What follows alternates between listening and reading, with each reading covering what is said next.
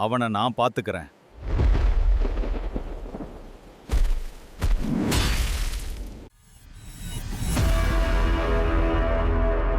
Hi guys, welcome back to our channel. இன்றைய காணொளியில் ஒரு அரச மரத்தில் ஆணி அடிக்கப்பட்டு அடைக்கப்பட்டிருந்த சில இரத்த காட்டேரிகளை ஒரு வாலிபன் செய்த சிறு தவறால் விடுவிக்கப்பட்டு அதற்கு பிறகு நடந்த திகில் மற்றும் அமானுஷ்யமான உண்மை சம்பவங்களை பற்றி தாங்க முழுமையாக பார்க்க போகிறோம். இதே போன்று உங்கள் வாழ்க்கையில் ஏதாச்சும் திகில் மற்றும் அமானுஷ்யமான உண்மை சம்பவங்கள் நடந்திருந்தால் மறக்காமல் நம்ம சேனலுக்கு நீங்கள் ஷேர் பண்ணலாங்க. அதே மாதிரி நம்ம சேனலுக்கு நீங்கள் புதுசாக இருந்தீங்கன்னா சப்ஸ்கிரைப் அண்ட் பெல் ஐக்கானை கிளிக் பண்ணிக்கோங்க. வீடியோக்குள்ளே போகலாம்.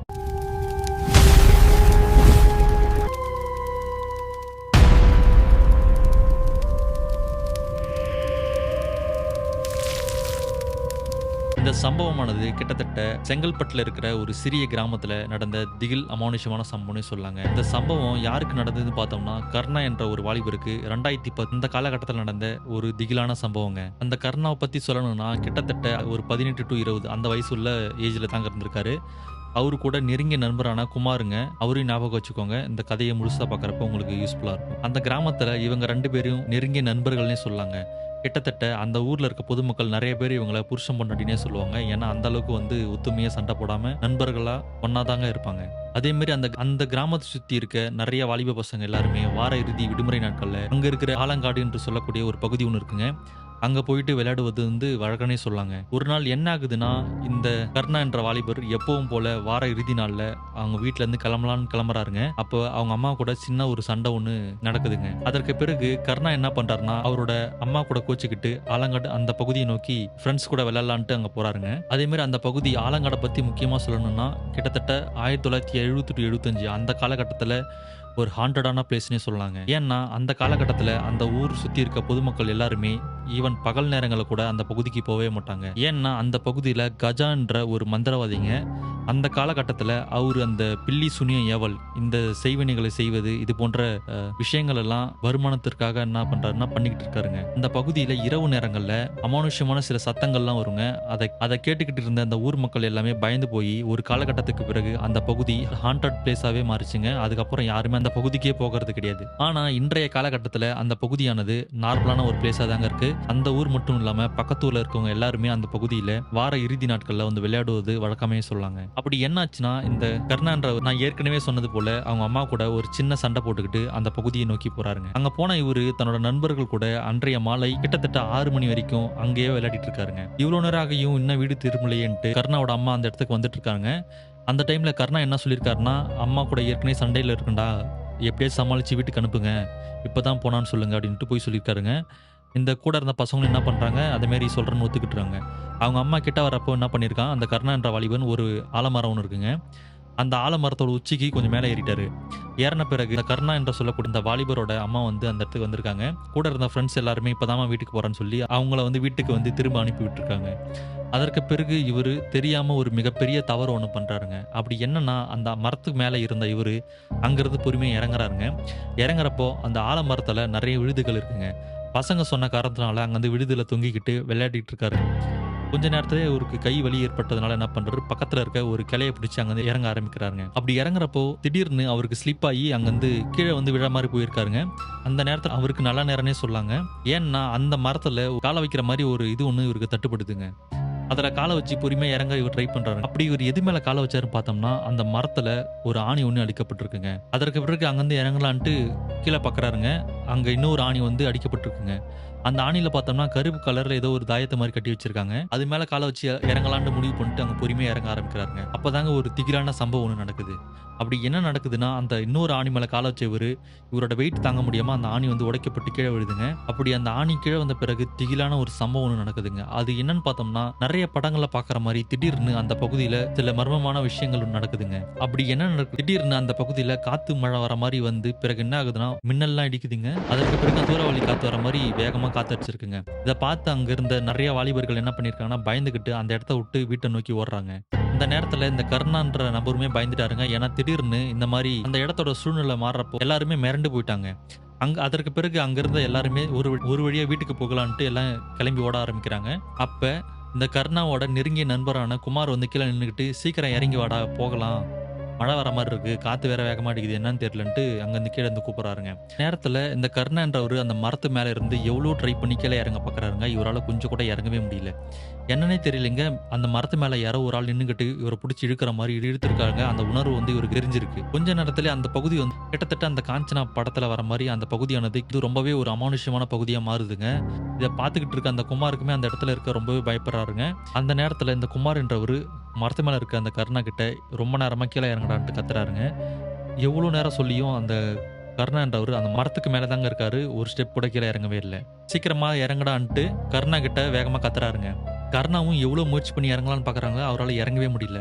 அப்பதாங்க கீழ இருக்க குமாரு ஒரு முக்கியமான விஷயத்த ஒண்ணு நோட் பண்றாருங்க. அப்படி என்னன்னா, அவரோட வாழ்நாள்ல இதுவரைக்கும் பார்க்கவே பார்க்காத ஒரு உருவத்த ஒண்ணு பார்க்குறாருங்க. இந்த கருணாக்கு பின்னாடி யாரோ ஒரு ஆளு கிட்டத்தட்ட ஒரு 100, 120 கிலோ இருக்கிற ஒரு திடமான ஆண்மகன் எப்படி இருப்பாங்க? அதே மாரி ஒரு உருவம் ஒண்ணுங்க. இந்த கருணாக்கு பின்னாடி நின்னுகிட்டு இவர புடிச்சு இழுக்கிற மாரி இவரு பார்க்குறாருங்க. இவரு பார்த்தவரு யாருடா அதுன்ட்டு கிட்ட போய் பார்க்கலான்னு போறாருங்க. அந்த மரத்து மேல நின்னுகிட்டு இவருக்கு பின்னாடி புடிச்சு இழுத்த மாரி நின்னுட்டு இருக்குங்க. அப்படி இவரு கிட்ட போய் பார்த்ததுக்கு அப்புறம் தாங்க தெரியுது அது மனுஷனே இல்லன்ட்டு. அந்த உருவத்த உத்து பார்த்துட்டு இருக்காருங்க. அந்த டைம்ல இந்த குமார் என்றவரு வாயே திறக்காம சைகை மட்டும் காமிக்கிறாங்க. அந்த டைம்ல இந்த கர்ணா என்றவரு எதர்ச்சியா திரும்பி பார்க்கறாருங்க. பார்த்த இவருக்கு கொலையே நடுங்கி போச்சுங்க. ஏன்னா கரியர்னு ஏதோ ஒரு உருவங்க அவருக்கு பின்னாடி நின்னுகிட்டு ஆக்ரோஷமா இவர முறைச்சு பார்த்துக்கிட்டு புடிச்சு இழுத்தபடி நிக்குதுங்க. இந்த பார்த்த இவரு பயத்தோட உச்சிக்கு போயிட்டு முனீஸ்வரான்ட்டு கத்துறாருங்க. அடுத்த செகண்டே அந்த உருவமானது காத்துல கரையிற மாரி கரைஞ்சு போயிருக்குங்க. அதற்கு பிறகு என்ன பண்றாருன்னா, ஒரு வழியா அந்த மரத்த விட்டு பொறுமையா இறங்குறாருங்க. குமார் என்றவரு இன்னுமே ஸ்டன் ஆனபடி அங்கே தானே நின்னுட்டு இருக்காரு. அதற்கு பிறகு குமார் என்றவரை இவர் கைய பிடிச்சு இழுத்துக்கிட்டு தன்னோட ஊர நோக்கி வேகமா போறாங்க. அப்படி போகும்போது இவங்க 2 பேரும் பேசிக்கிறாங்க. அது என்னடா உருவம்? ஏதோ ஒரு உருவம் இருந்தது. அது என்னதுன்ட்டு இந்த குமார் என்றவர் கேட்கறாருங்க. இந்த கர்ணா என்ன சொல்றாருன்னா, அது என்னன்னே தெரியலடா. ஏதோ ஒரு கரியர்னு ஏதோ ஒரு உருவம் என்ன பிடிச்சு அடி இழுத்துக்கிட்டு இருந்தது. என்னால நகரவே முடியல. நான் முனீஸ்வரன் கத்தனதுக்கு அப்புறம் தான்டா விட்டுது என்ன. அந்த மரத்துல ஏதோ இருக்குடா அப்படின்ட்டு பேசிக்கிட்டு இவங்க ஒரு வழியா அவங்களோட ஊருக்கு போயிட்டாங்க. அதற்கு பிறகு என்ன நடக்குதுன்னா, இந்த கர்ணாவோட அம்மா வந்து இந்த கர்ணாவை பார்க்கறாருங்க. பார்த்த பிறகு என்னடா ஏதோ பார்த்து பயந்த மாரி இருக்கேன்ட்டு கேட்கறாங்க. கர்ணாவோட மொழியே சரியில்லைங்க. அவரு எதுவுமே பேசாம அமைதியா போய் உள்ள போய் படுக்குறாருங்க. அதற்கு பிறகு அன்றைய நாள் என்ன ஆகுதுன்னா, கிட்டத்தட்ட ஒரு 8, 8:30 மணிக்கா அவங்க அம்மா வந்து கர்ணாவுக்கு வந்து சாப்பாடு குடுக்குறாங்க. இவரு சாப்பிட்டுட்டு கம்முன்னு படுக்க ஆரம்பிக்கிறாருங்க. படுத்து இவரு கொஞ்ச நேரத்திலேயே தூங்கிறாருங்க. மறுநாள் காலைல வந்து ஸ்கூல் கிளம்பணும். அவங்க அம்மா வந்து கருணாவ எழுப்பலான்ட்டு கிட்ட போறாருங்க. அப்படி கருணா கிட்ட போகிறப்ப அனலா அடிச்சிருக்குங்க. அவரு உடம்புல பார்த்தோம்னா, ஜுரம் வந்து உடம்பெல்லாம் பார்த்தா கொதிக்குதுங்க. அவருக்கு வந்து ரொம்பவே காய்ச்சலா இருந்திருக்காரு. கருணாவோட அம்மா என்ன பண்றாங்கன்னா, பக்கத்துல இருக்க மருத்துவமனைக்கு போயிட்டு வந்திருக்காருங்க. அன்றைய நாள் மாலையில கிட்டத்தட்ட 6, 6 வரைக்குமே இந்த இவருக்கு ஜுரம் கொஞ்சம் கூட குறையவே இல்லைங்க. அதற்கு பிறகு என்ன நடக்குதுன்னா, அந்த குமாரோட தாத்தா வந்து கருணா அவங்க அம்மா கிட்ட என்ன சொல்றாங்கன்னா, "நீங்க பக்கத்துல இருக்க மசூதிக்கு போயிட்டு வாம்மா. மந்திரிச்சு தாயத்த என்ன கட்டிட்டு வா. எங்கேயாச்சும் பயந்துட்டு இருப்பானுங்க" அப்படின்ட்டு சொல்லியிருக்காங்க. கருணாவோட அம்மா என்ன பண்றாங்கன்னா, கருணாவை கூட்டுக்கிட்டு பக்கத்துல இருக்க ஒரு மசூதிக்கு போறாங்க. அப்படி மசூதிக்கு போன பிறகு என்ன பண்றாங்கன்னா, அங்க மந்திரிச்சு ஒரு தாயத்து மாரி கட்டிட்டு பாடம் போட்டுட்டு இவருக்கு வீட்டுக்கு அனுப்புறாங்க. அதற்கு பிறகு தாங்க நம்ம எப்பவும் எல்லா வீடியோலும் சொல்ற மாரி அமானுஷ்ய புயல் வந்து ஸ்டார்ட் ஆகுதுன்னே சொல்லலாங்க. அதற்கு பிறகு வீட்டுக்கு போயிட்டு இந்த கருணாவோட அம்மா என்ன பண்றாங்கன்னா, கருணாவோட அப்பாவுக்குமே கால் பண்ணி சொல்றாங்க. இந்த மாரி பையனுக்கு வந்து உடம்பு சரியில்ல. ரொம்ப காய்ச்சல் அடிக்குது. நீங்க ஊருக்கு வாங்கன்ட்டு அவங்க அம்மா வந்து கருணாவோட அப்பா கிட்ட சொல்லியிருக்காங்க. கருணாவோட அப்பாவை பத்தி சொல்லணும்னா, பக்கத்துல இருக்க ஒரு டவுன்ல தாங்க வேலை செய்றாரு. வார இறுதியில மட்டும் வந்து போவது வழக்கங்க.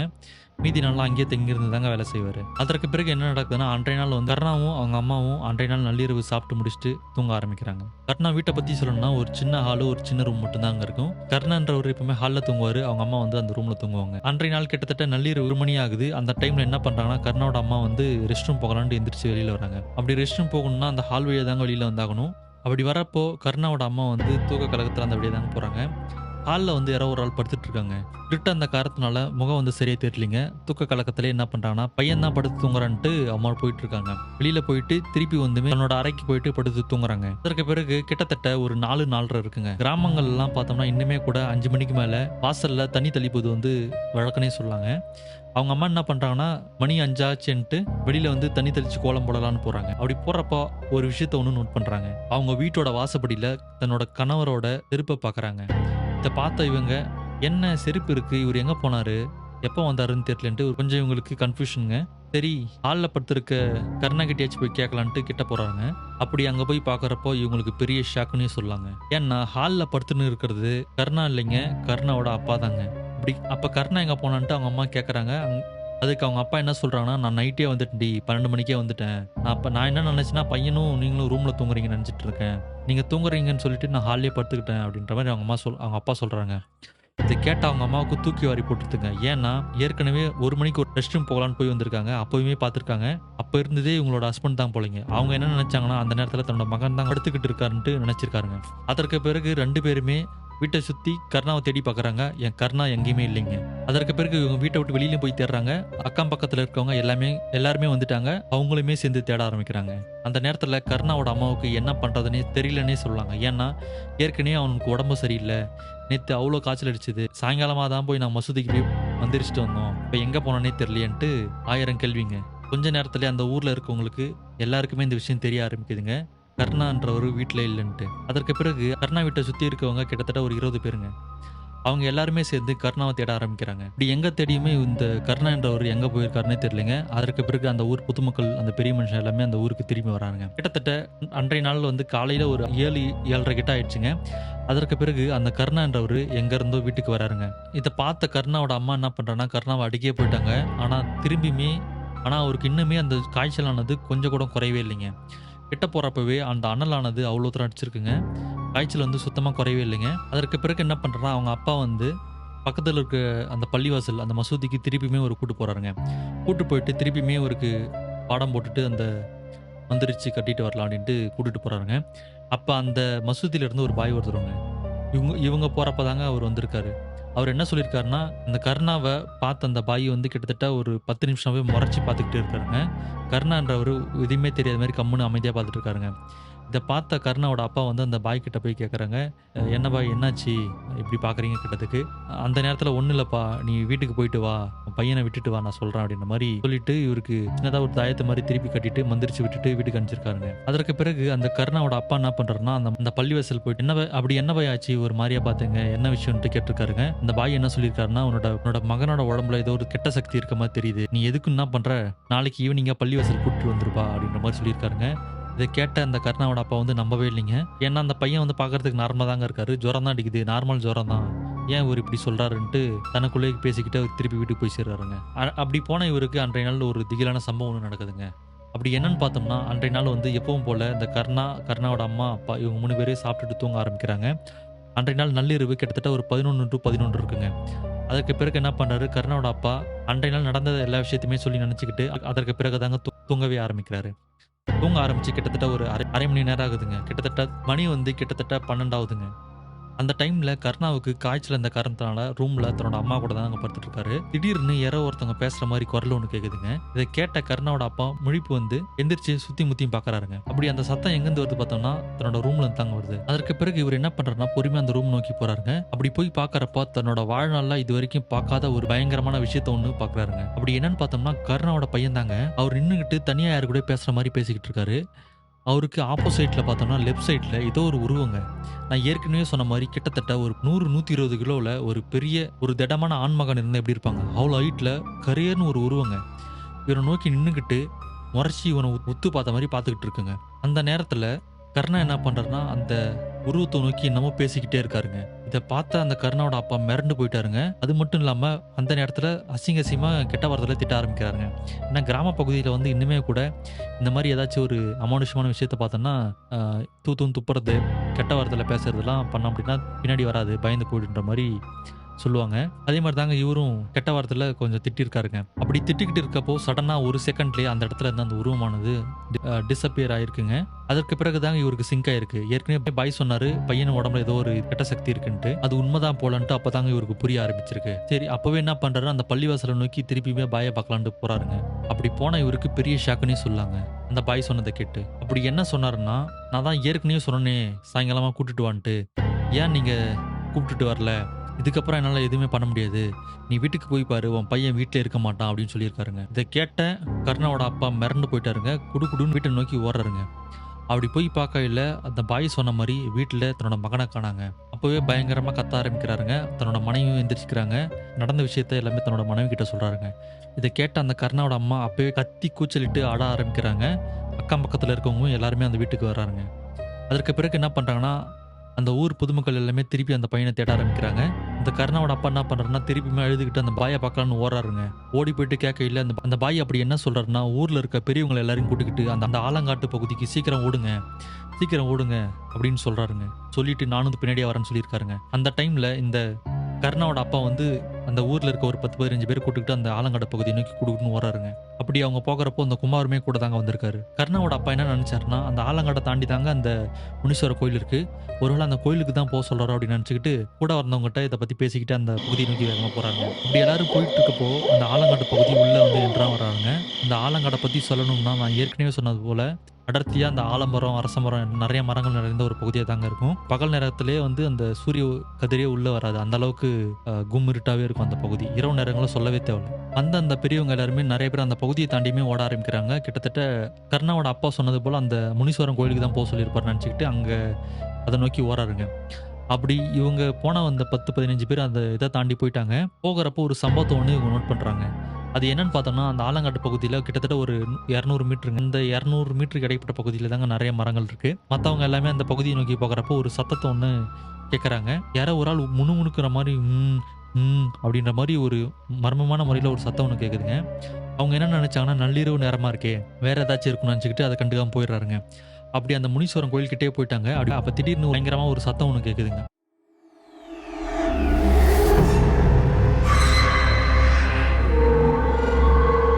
அந்த சத்தம் என்னன்னு கேட்டோம்னா, அந்த ஆலங்காடு பகுதியில கிட்டத்தட்ட ஒரு 100, 150 வௌவால் வந்து கீச்சுன்னு கத்திக்கிட்டு அந்த மரத்துல விட்டு பறந்து வெளியில போகுதுங்க. அந்த சமயத்துல பின்னாடியே பார்த்தோம்னா, கர்ணாவோட அம்மா, குமார் மற்றும் அந்த பாய் இவங்க 3 பேருமே நடந்து வந்துட்டு இருக்காங்க. கர்ணாவோட அம்மா வந்து ஒரு 100, 150 மீட்டர் முன்னாடி நடந்து போயிட்டு இருக்காங்கன்னு சொல்லாங்க. சரிங்களா? இந்த குமார்ன்றவரு அந்த ஆலங்காடு பகுதியில ஏற்கனவே அந்த மரத்து மேல இவரு ஏறுனாரு பார்த்தீங்களா?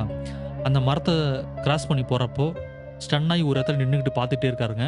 கர்ணாவோட அம்மா வந்து அத பெருசா எடுத்துக்காம நேரா போயிட்டே இருக்காருங்க. பின்னாடி வந்த பாய் அவருக்கு வந்து தெரிஞ்சுச்சுங்க. அவரு எங்க என்ன பார்க்குறாருன்ட்டு. அதற்கு பிறகு என்ன நடக்குதுன்னா, அந்த கர்ணாவோட அம்மா, அப்பா அப்புறம் கூட இருந்தவங்க எல்லாமே திரும்பியுமே அந்த ஆலங்காடு பகுதிய நோக்கி வந்துட்டாங்க. இவங்களுக்கு பெரிய ஷாக்குன்னே சொல்லலாங்க. ஏன்னா, அந்த ஆலங்காட்டுல இருக்க ஒரு பெரிய மரங்க.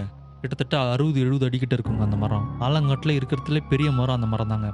அந்த மரத்துல இந்த கர்ணான்றவரு மரத்தோட உச்சியில உட்காந்துக்கிட்டு இவங்கள எல்லாரும் உத்து பார்க்குறாருங்க.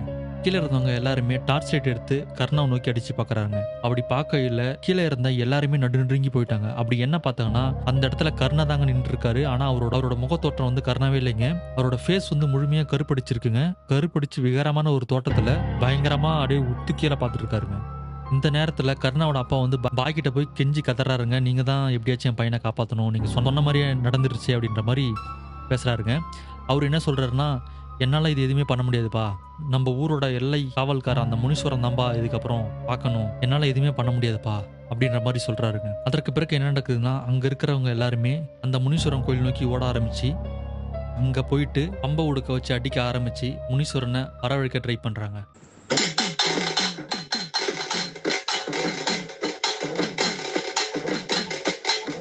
கொஞ்ச நேரத்துல என்ன ஆகுதுன்னா, அந்த முனீஸ்வரன் சாமி ஒரு நபரோட உடம்புல வந்து இறங்குதுங்க. இறங்குன அந்த சாமி என்ன சொல்லுது, "அவன அங்க அடக்கி வச்சதே நான் தான்டா.